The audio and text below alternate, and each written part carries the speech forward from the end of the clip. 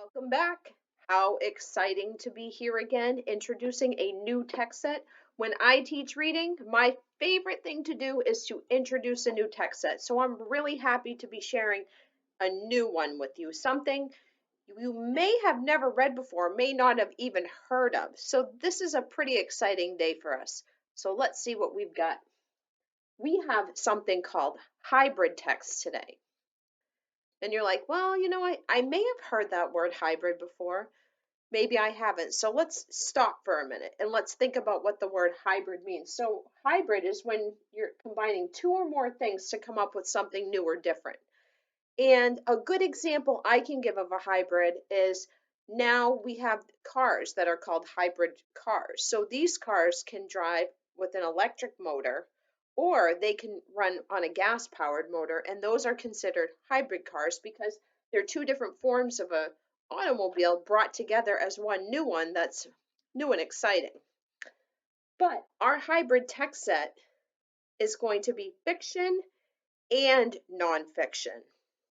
So you're like, that's kind of interesting, Mrs. Hewitt, because we've read a narrative nonfiction, which is true information told in the form of a story. And the best example I can use for that one is A Friend for Lakota. And then we have books we know about called realistic fiction, which are not true but could happen in real life.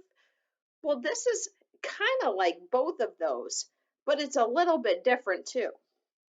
So there's 5 books in this text set. We have Flight of the Honeybee, Yucky Worms. Blech, I don't like worms at all.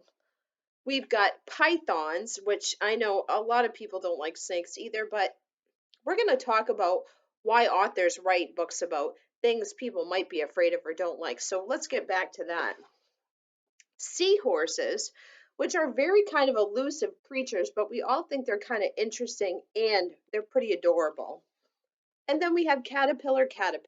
So these are all real things, but they're going to be told in a fictional way in a story where the seahorses and the python and the worms and the honeybee and the caterpillar might talk and act like people, but the information that the author is presenting about all of them is true.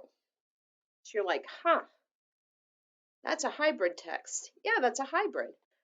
So the question we're going to kind of focus on as we read all these stories is what makes these books interesting to read? Is it the illustrations and the things the authors have done or in illustrators to make you want to keep reading? Is it the way they're writing the book, the language they're using? Is it the information they're giving you? Or is it a fun story that you want to keep reading about because they've made it interesting? So we're going to stay tuned and hopefully you'll be able to answer this question in a very personal way because what's interesting to you might not be interesting to me. But you'll have to stay tuned. 5-book series, very, very interesting, very fun, and we will see you soon to start our next story. See you then.